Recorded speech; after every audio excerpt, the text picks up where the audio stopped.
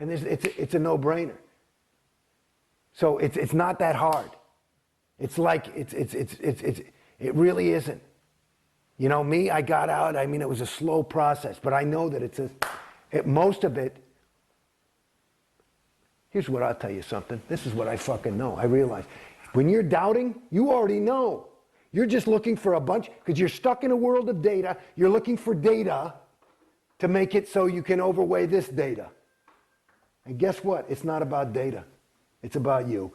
I mean, which is exactly what Scientology says. This is because there's the irony. It's about you. It's not about any fucking data. There's nothing to figure out because you already know. You already know. Beside the fact that all these fucking claims, there's just a thing, if you have just a little thing. All these claims, how about a little bit of fucking evidence? How about some fucking evidence? I'm not talking about prove to me there's God. I mean, it's just some pretty fucking sweeping things of like, well, you know, you have to take responsibility for, you know, salvaging beings.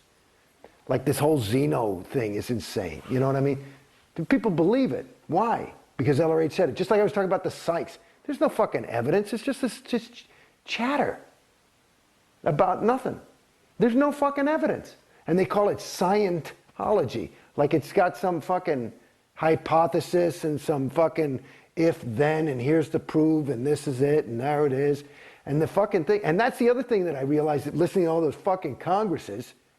This motherfucker, listen, if you're doing some Scientology, some science, you know, you got to have a bunch of fucking people and you test the fucking thing. What did he do it on? 3 fucking of his friends? Wait, that's it. You're clear now. Okay, let's have a Congress. Because it worked. You changed the wording from come up to present time to come up to present time.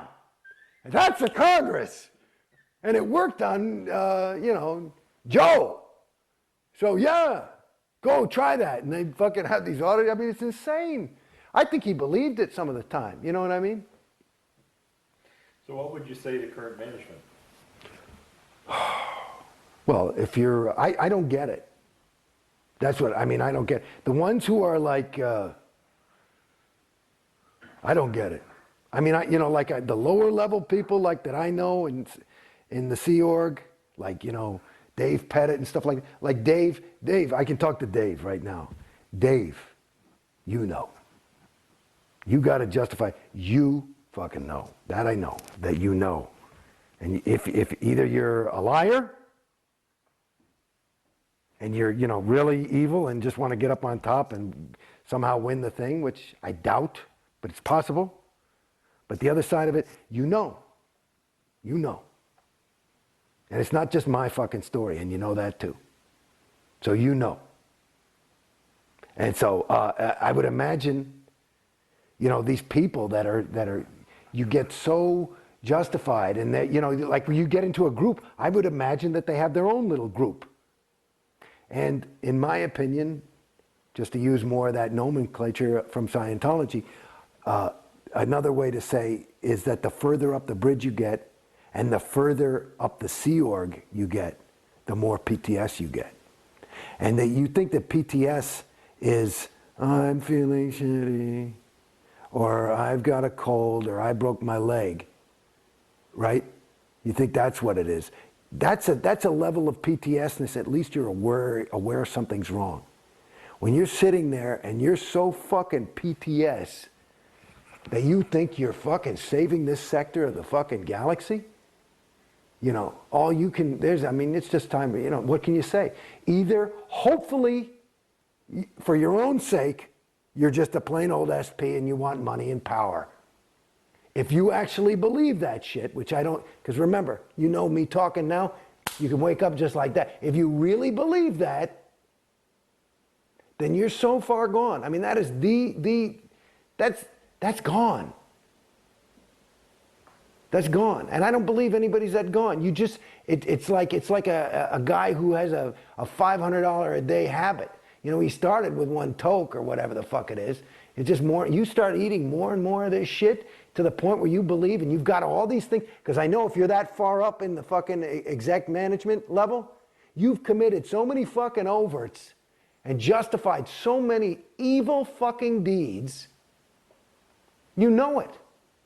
I mean, a blind man could see it. I don't even have to know what it is, I can tell. That's why I'm so happy Mike Rinder got out. And he was the worst piece of PR you guys had. Because I would look at that guy and you could just tell that guy was bad. He had done a lot of bad things. I mean, I just saw it. You could tell, you know, I mean, they put him on to defend people, Scientology. You put the Dalai Lama on and you look at him and you say, there's a sweet guy, I don't know what Buddhism is, but you can tell that's good. Deepak Chopra, you know, okay, he wants a couple of bucks, but he's trying to help him. This is a guy who's like, yeah, I mean, he's dark and he was like, yeah, and it was like this thing, it's like, fucking thing, this is what you would cast as a villain in some cheap fucking B movie. What are you, crazy? And you know, did you believe it? I'm sorry. I mean, he's out. I mean, I hope he's out. That's great. But that's what I saw. You know, that's what I saw. You know, me personally, I look at David Miscavige. That's my definition of 1-1. He's good at it. You know, to lie to people like that, to take money, to have no sense of responsibility when you rip people off for hundreds of millions of dollars and then make them happy about it afterwards? You must be giggling. Arbitrary's canceled. Are you fucking kidding me? I mean, that's insane. So,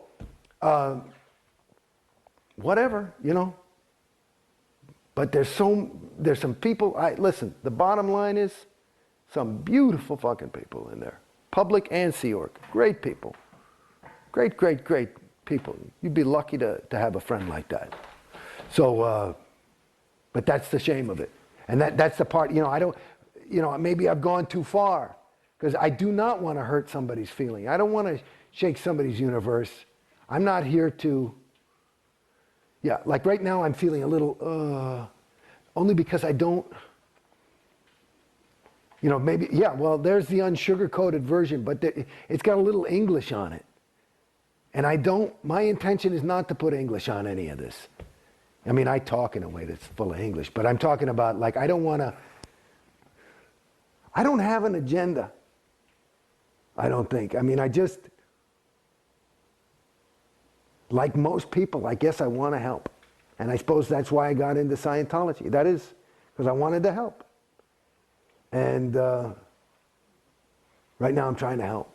And I know that the Scientologists are trying to help. They're just trying to help. I think that's what most people are trying to do, is they're just trying to help. I don't want to be a terrorist about it and shake anybody up and upset anybody. I have the luxury of having gotten into Scientology and after having been in it, been out. And that's a perspective that those people who are in and are not out do not have.